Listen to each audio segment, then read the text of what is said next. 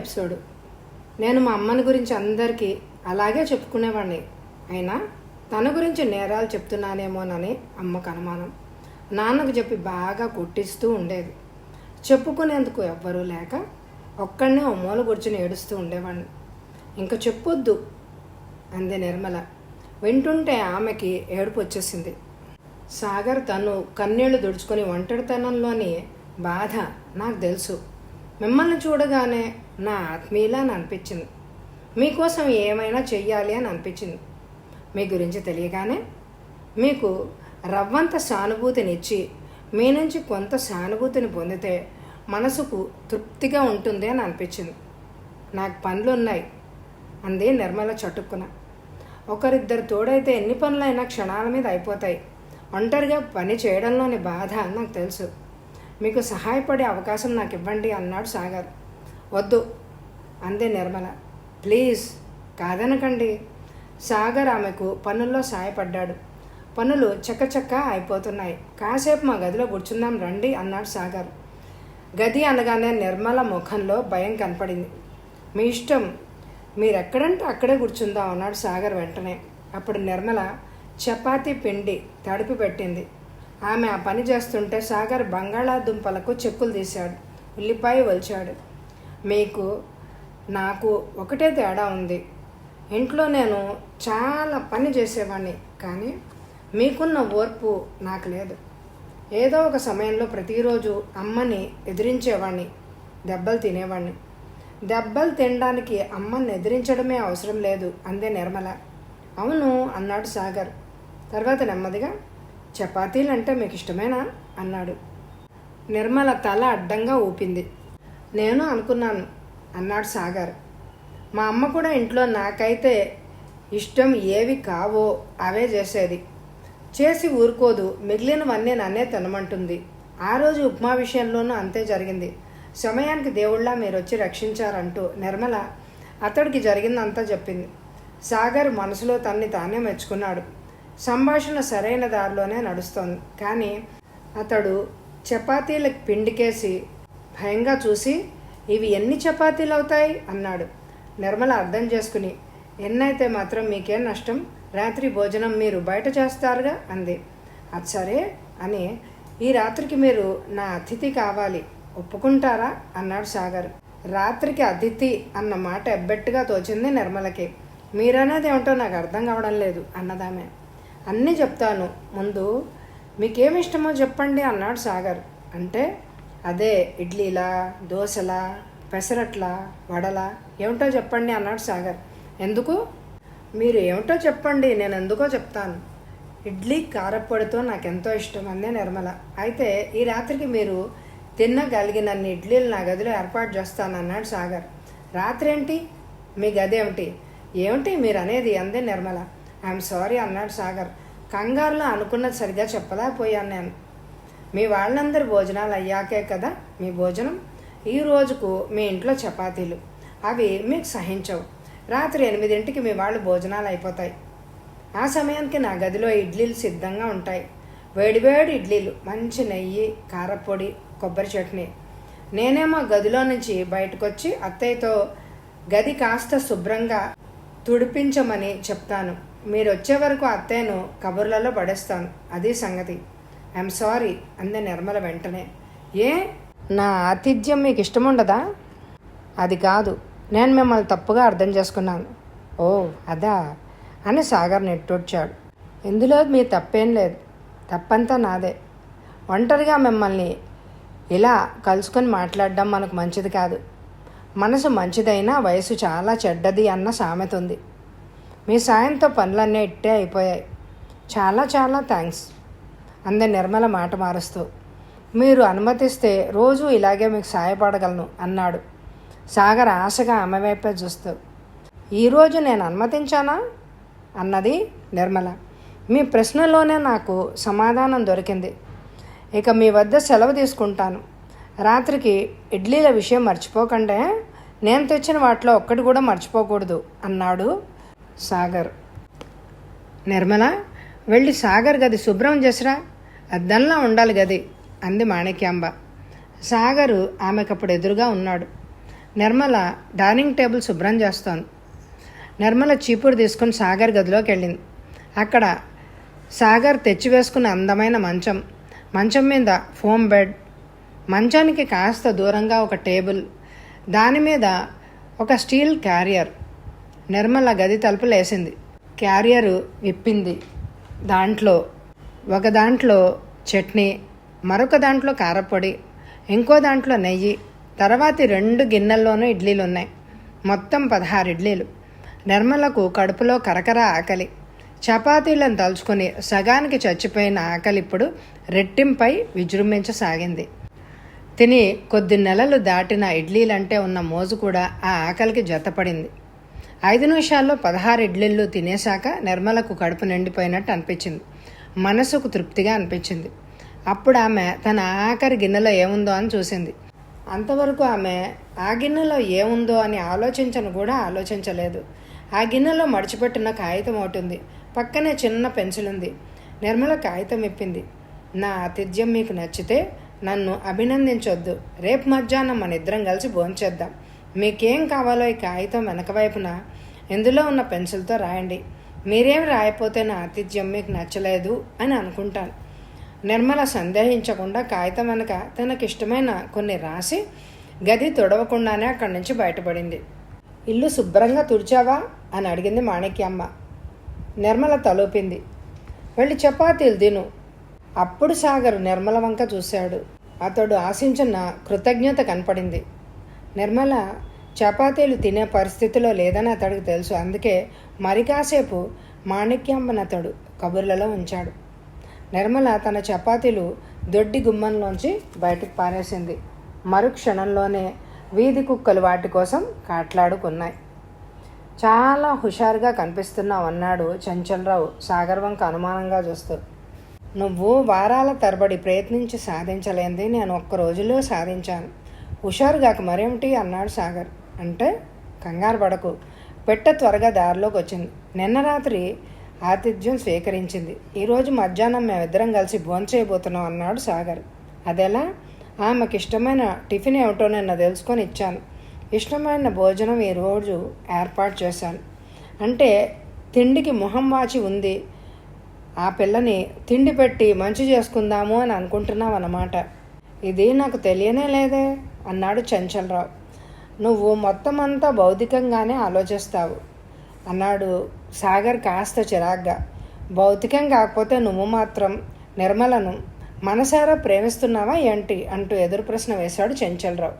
అక్కడే నీకు నాకు తేడా. ఆకలేస్తోంది, ఓ ముద్ద అన్నం వేయండమ్మా అని యాచించే సామాన్య బిచ్చగాడిని ఈసడించి పొమ్మంటాం.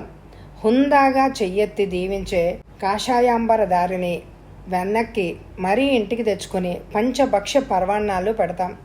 యాచకుడైనా సన్యాసి అయినా వేషం వేసుకున్నది తిండి కోసమే. కానీ వేషాన్ని బట్టి మనం వాళ్ళను తేడాగా చూస్తాం. మన విషయంలోనూ అంతే. నీకు నిర్మల కావాలి. ఆమెను తిన్నగా వెళ్ళి నువ్వు నాకు కావాలని అడిగావు. ఆమె ఈసడించి పొమ్మంది. నాకు నిర్మల కావాలి. వెతుక్కుంటూ తనే నా దగ్గరకు వచ్చే పరిస్థితి కల్పిస్తున్నాను. చంచలరావు ఆశ్చర్యంగా, నువ్వు చాలా లోతుగా ఆలోచిస్తున్నావు అన్నాడు. ఇలాంటి ఆలోచన తనకు తట్టనందుకు అతడు బాధపడినా తట్టిన ఆచరణలో తనకది వీలు పడదు అని గ్రహించాడు. ప్రయత్నిస్తే ఎవరైనా లోతుగా ఆలోచించవచ్చు. నువ్వు నగలిస్తానని ఆశపెట్టినా నీ దగ్గరకు రాని నిర్మల నేనిచ్చిన ఇడ్లీలు ఆప్యాయంగా తింది. ఎందుకంటే నా పిలుపు ఆమె మనసుకు హత్తుకునేలా ఉంది. నేను కూడా కోరేది ఆమె శరీరాన్ని, అయినా మనసు నుంచి ఆమె శరీరాన్ని వేరు చేసి చూడను అన్నాడు సాగర్. ఒకవేళ ఆమె నిన్ను పూర్తిగా నమ్మి ప్రేమించిందే అనుకో, అప్పుడు కూడా నువ్వు ఆమెను అవసరం తీరిపోగానే పొమ్మంటావా? అఫ్కోర్స్ అన్నాడు సాగర్. మరి ఈ సెంటిమెంట్లు నిన్ను బాధించవా? సాగర్ నవ్వి, మనం అన్ని సెంటిమెంట్లకు అతీతంగా ఉండాలి. అవతలి వాళ్ళలో విపరీతమైన సెంటిమెంట్లు పెంచాలి. అప్పుడే మనం జల్సాగాను సుఖంగానూ బ్రతకగలం. గుర్తుంచుకో ఈ పాయింట్ అన్నాడు. ఆచరణలో ఇదంత సులభం కాదు అన్నాడు చంచలరావు. పందెం కాస్తావా అన్నాడు సాగర్. కాస్తాను. నువ్వు నిర్మలను వశపరుచుకోలేవని నువ్వు చెప్పినట్టే పందెం 10,000 అన్నాడు చంచలరావు. అప్పుడు అనుకోలేదు మరి అన్నాడు సాగర్ ఆశ్చర్యంగా. నిర్మలను వశపరుచుకునేటందుకు నువ్వు అవలంబించిన పద్ధతి చూసి గ్రహించాను. నిర్మల విషయంలో నీ ఓటమి తప్పదని. అయితే సరే, మాట తప్పకూడదే. మాట నాకు తల్లి అన్నాడు చెంచలరావు. సాగర్ అతడి వంక ఆశ్చర్యంగా చూశాడు. గుత్తి వంకాయ కూర, కొబ్బరి పచ్చడి, సాంబారు, గడ్డ పెరుగు. నిర్మల ఎంతో తృప్తిగా భోంచేసింది. చెప్పాలంటే ఆమె తన ఎదురుగా ఉన్న సాగర్ని పెద్దగా పట్టించుకోలేదు. ఆ భోజనం చూడగానే ఆమెకు మతిపోయింది. మనసు నిగ్రహం తప్పింది. భోజనాలు అయిపోయాక ఆమె సాగర్ వంక చూసింది. సాగర్ అప్పుడు భోజనం ప్రారంభించాడు. మనం కలిసి భోజనం చెయ్యాలి అని అనుకున్నాం కదూ అంది నిర్మల సిగ్గుపడుతూ. అవును, కానీ ఇందులో మీ తప్పేం లేదు. కావాలనే నేను ఆగాను. ఎందుకు? మీరు తినగా మిగిలినవే నేను తినాలని. నిర్మల సిగ్గుపడుతూ, ఆడపిల్లను, ముందు మీకు వడ్డించి తర్వాత నేను తినాల్సింది అంది. కానీ ఇలాంటి భోజనం నేను రోజు తింటున్నాను, అందుకే మీకోసం ఆగాను. అదే న్యాయం కూడా. మీకు చాలా థ్యాంక్స్. ఇలాంటి భోజనం ఈ మధ్యకాలంలో ఎప్పుడు తినలేదు. భోజనం చేసేశాక ఇంత తృప్తిగా ఎప్పుడు ఉండి ఎరగను అంది నిర్మల. మీ కళ్ళలో తృప్తి నేను చదివాను, దాంతోనే నాకు కడుపు నిండిపోయింది అన్నాడు సాగర్. అలా కాదు, మీరు భోంచేయాలి, లేకుంటే నాకు తృప్తిగా ఉండదు అన్నది నిర్మల కంగారుగా. మీ తృప్తి కోసం నేనేమైనా చేస్తాను, అయితే ఒక్క షరతు అన్నాడు సాగర్. తృప్తిగా భోంచేస్తే భుక్తాయాసంగా ఉంటుంది. ఒక్క నిమిషం మీరు వెళ్ళి నడ్డి వాల్చండి. నా భోజనం అయ్యాక నేనే మీ దగ్గరకు వస్తాను. నిర్మల వెంటనే ఒప్పుకోలేదు. అతడెంతో బలవంతం పెట్టగా చివరకు వెళ్ళిందామె. ఆమె వెళ్ళగానే సాగర్ చకచకా భోంచేసేశాడు. క్యారియర్ సర్ది 2 ప్లేట్లు ఒక దాంట్లో ఒకటి పెట్టి వంటిట్లోకి వెళ్ళాడు. నిర్మల అక్కడ లేదు.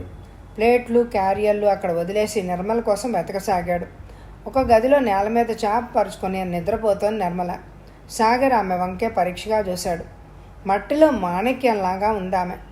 మాసిన అతుకుల బట్టల్లో ఆమె పాతగుడ్డల్లో చుట్టిన బంగారంలాగా ఉంది. ఆదమరిచి నిద్రపోతోంది.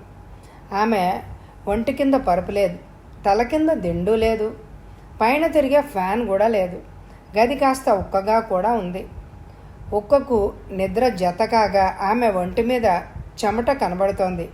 అక్కడక్కడ కనపడుతున్న చెమట బిందులతో ఆమె ముత్యాలు పొదిగిన బంగారంలాగా ఉంది.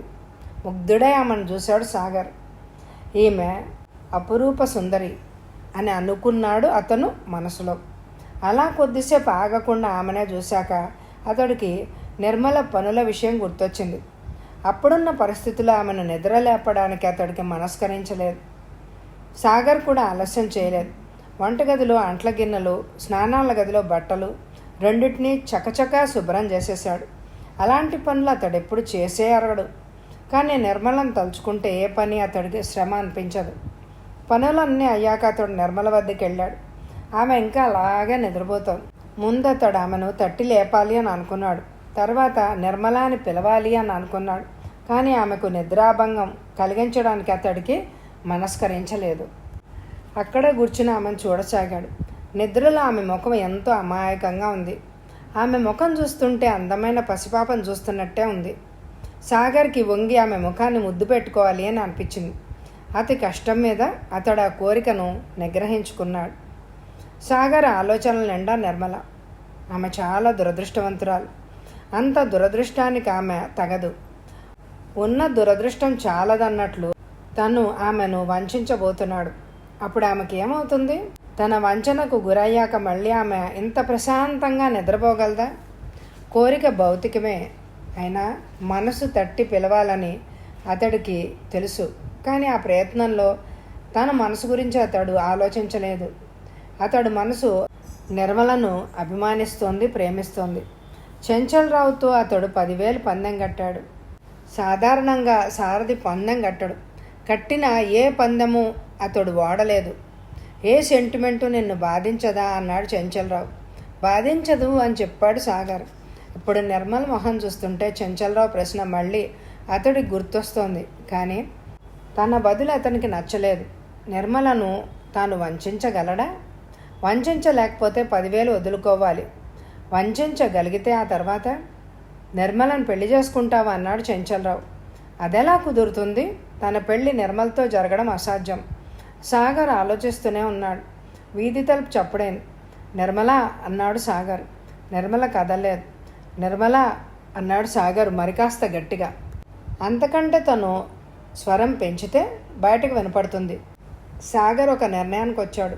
అతడు నిర్మలను లేపదలుచుకోలేదు. తలుపులు మళ్ళీ చప్పుడైంది. సాగర్ తనే వెళ్ళి తలుపు తీశాడు. ఏదో అనబోయిన మాణిక్యాంబ ఉలిక్కిపడి, నువ్వా బాబు అని ఊరుకుంది అని.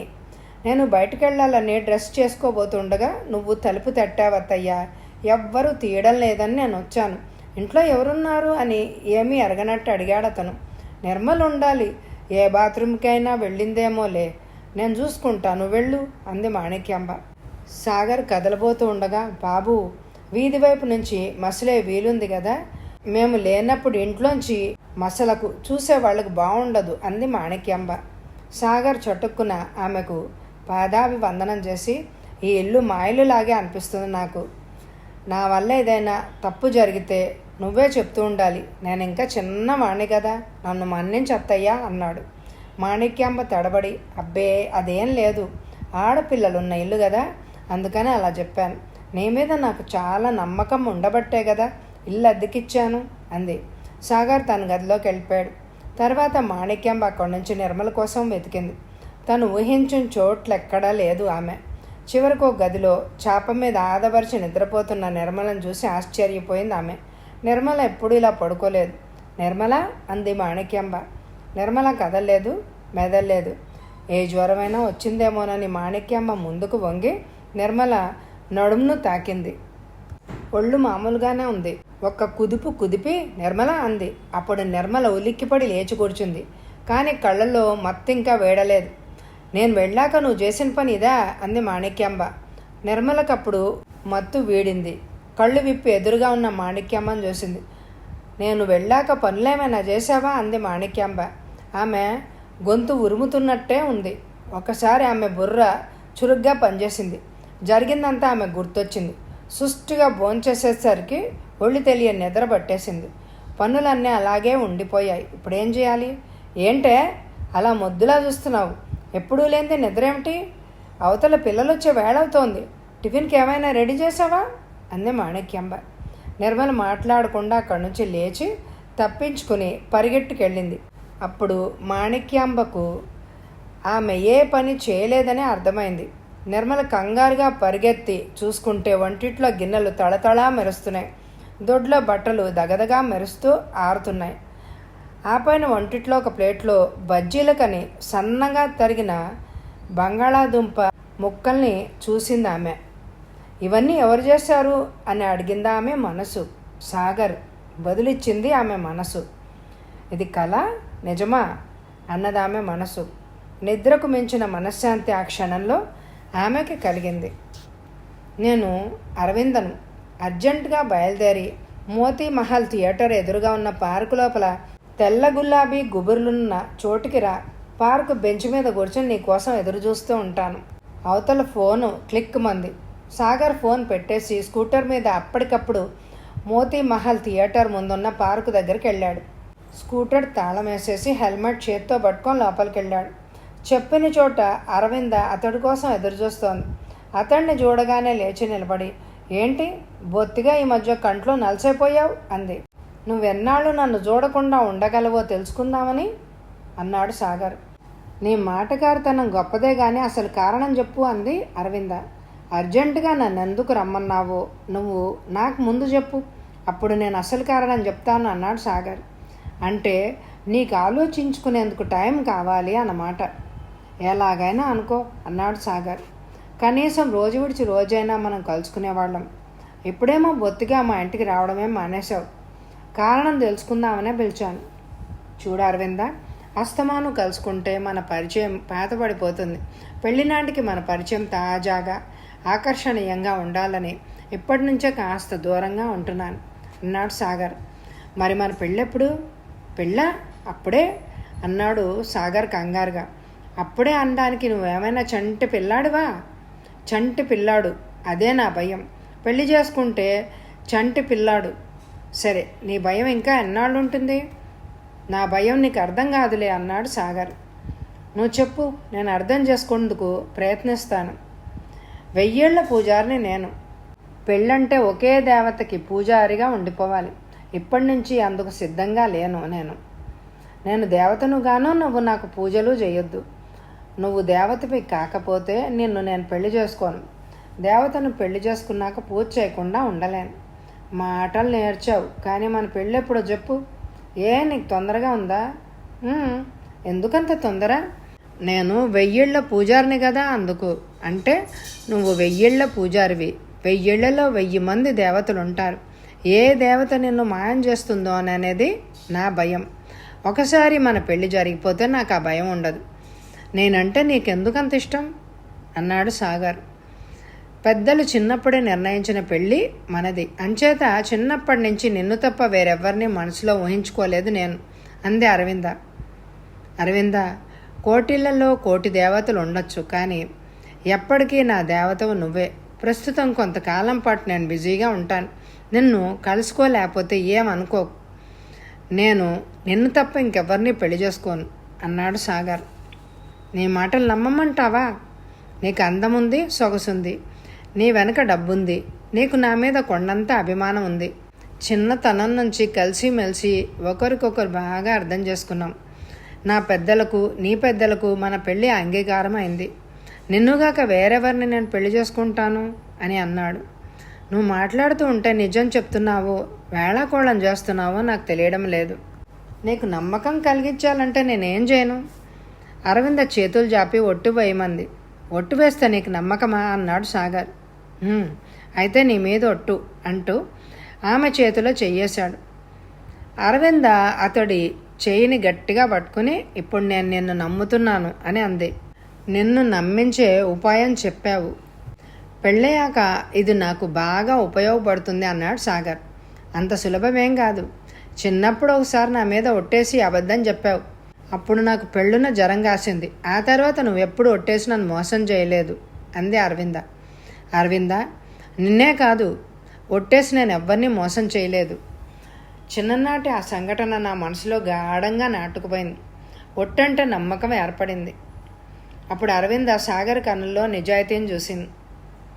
ఇప్పుడెందుకు ఇవి అంది నిర్మల. ఆమె ఎదురుగా నీలం రంగు పరికిణి, ఆకాశం రంగు ఓణి, అదే రంగు జాకెట్టు ఉన్నాయి. ఆ బట్టలకు కాస్త దూరంగా సాగర్ ఉన్నాడు.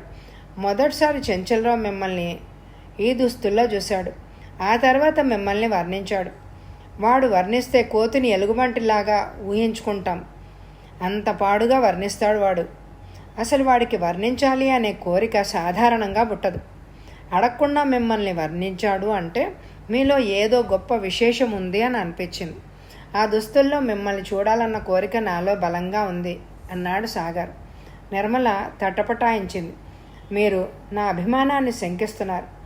మీ మనసుకు సంతోషం కలిగే పని ఏం జరిగినా నాకెంతో సంతోషాన్ని ఇస్తుంది. ఒక్కోసారి నా కోసం ఈ దుస్తులు ధరించరు జాలిగా అడిగాడు సాగర్. నిర్మల చటుక్కున బట్టలు అందుకుంది. 10 నిమిషాల్లో ఇక్కడే వేచి ఉంటానే, ఈ దుస్తులతో మీరు ఇక్కడికి రావాలి అన్నాడు సాగర్. 10 నిమిషాల్లో రాకపోతే మళ్ళీ రేపటిదాకా నన్ను చూడలేరు అన్నాడు సాగర్. అంటే 10 నిమిషాల్లో తను రాకపోతే అతడు లోపలికి విచ్చాడు, తనే బయటికి వెళ్ళిపోతాడు. అటువంటి ఉదాత్త హృదయము ఉన్న అతన్ని అవమానించడం తనదే తప్పు, అనుమానించడం కూడా తనదే తప్పు అని అనుకుంది నిర్మల. అయినా ఆమె సంకోచంగా, ఇప్పుడే వేసుకుంటే ఇంటి పనులన్నీ చేయాలి కదా, పనులు అయ్యాక వేసుకుంటే కాసేపు ఒంటి మీద ఉంచుకోవచ్చు అంది. అందుకు సాయం నేను చేస్తాను, ముందు మీరు బట్టలు వేసుకురండి అన్నాడు సాగర్. అతడిని ఒప్పించడం ఇష్టం లేక నిర్మల వెంటనే అక్కడి నుంచి వెళ్ళిపోయి చకచకా బట్టలు మార్చుకుని 5 నిమిషాల్లో అక్కడికి తిరిగి వచ్చింది. సాగర్ ఆమెను చూస్తూ మ్రాన్ పడిపోయాడు. ఆమె అతడు ఎదురుగా అలాగే కాసేపు నిలబడి, మీరు మాట్లాడడం లేదు అంది. అప్పుడు సాగర్ ఉలిక్కిపడి, ఏం మాట్లాడను? నా వద్ద పూలు లేవు, పత్రి లేదు, మంత్రోచ్చారణకు నోరెలా విప్పేది అన్నాడు. పూలు పత్రి ఎందుకు అందే నిర్మల. అవి లేందే ఈ దేవతను ఎలా పూజించను? నిర్మల సిగ్గుపడుతూ, దేవత ఎవరు అంది. మీరే అన్నాడు సాగర్. నిర్మల అతని ఎదురుగా కుర్చీలో కూర్చుంది.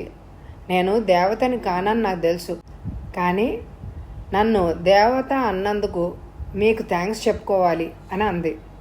ఉన్నమాట అన్నందుకు మీరు థ్యాంక్స్ చెప్పినా నేను పుచ్చుకోను. నిర్మల కళ్ళు చెమ్మగిల్లాయి. ఓణీతో ఒత్తుకుంది. నేనంటే మీకెందుకంత అభిమానం అంది. కథ వచ్చే ఎపిసోడ్లో కొనసాగుతుంది. ఈ ఎపిసోడ్కి తప్పకుండా ఎక్కువ లైకులు ఇవ్వండి. శ్రోతలందరికీ చిన్న రిక్వెస్ట్ అండి, నేను ఛానల్ స్టార్ట్ చేసినప్పటి నుంచి ఉన్న నవలలన్నీ వింటున్న మీ అందరికీ ధన్యవాదాలు. Thank you very much my dear friends.